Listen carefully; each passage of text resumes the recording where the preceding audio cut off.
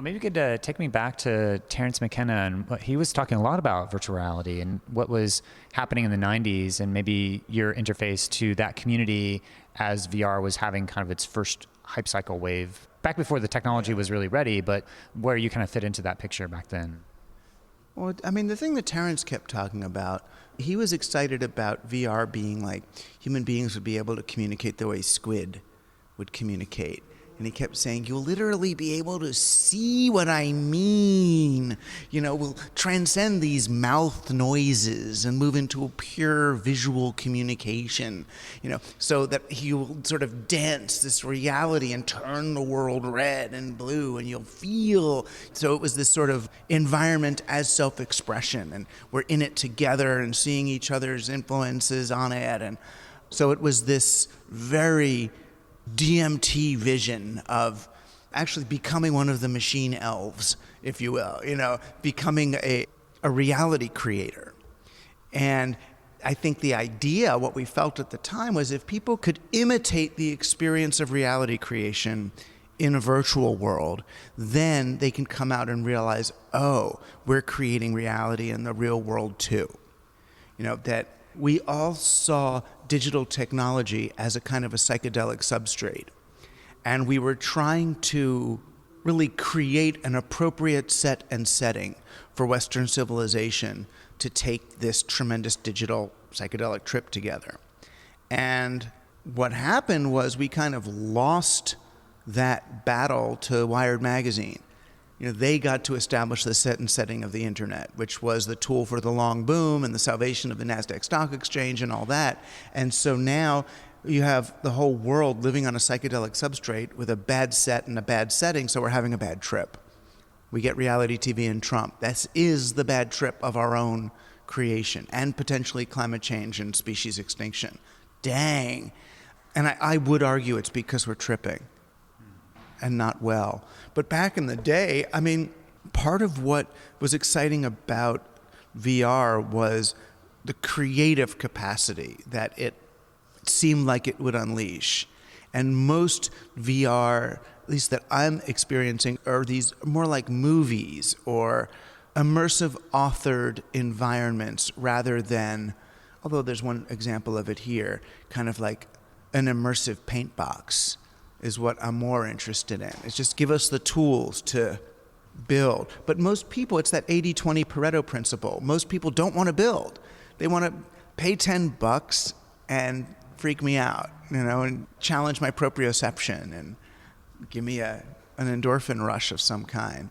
And that's different. I think what we saw VR for was the oxytocin more. It was like, how can I bond to other people en masse in new ways?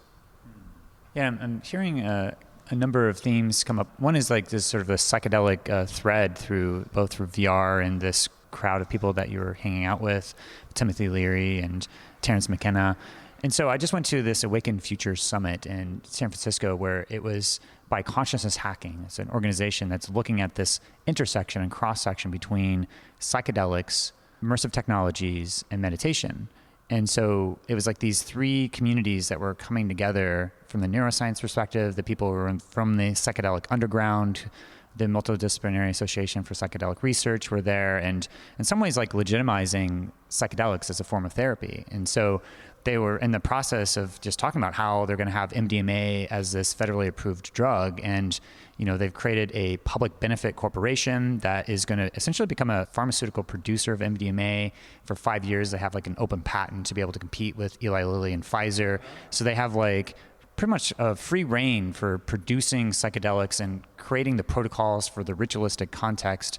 All the money and profit from this public benefit corporation is going to be fed back into the nonprofit of MAPS to do more psychedelic promotion. And so we have this, what I see, we're on this cusp of like this real psychedelic revolution, starting with PTSD, trauma, depression, and, you know, treating it for people who are in real pain and want to turn their lives around.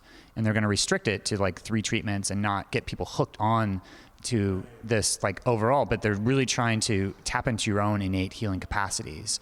So I feel like that there's this thread of this psychedelic revolution on top of VR and immersive technologies, on top of all of the, you know, awareness, meditation, and contemplative mindfulness practices. And so just curious to hear like your history on all these different intersections and how you see all of these things coming together right now. I mean, that's kind of hopeful. I think so. It's interesting. I always wonder, it's like, okay, if you can get like medical marijuana now, is it still marijuana anymore? You know what I mean? It's not, I mean, it's interesting when it's no longer part of the counterculture. Because I guess what we're in now is a stage where if something exists, it must be part of the overculture or it doesn't exist at all. Because there's only overculture.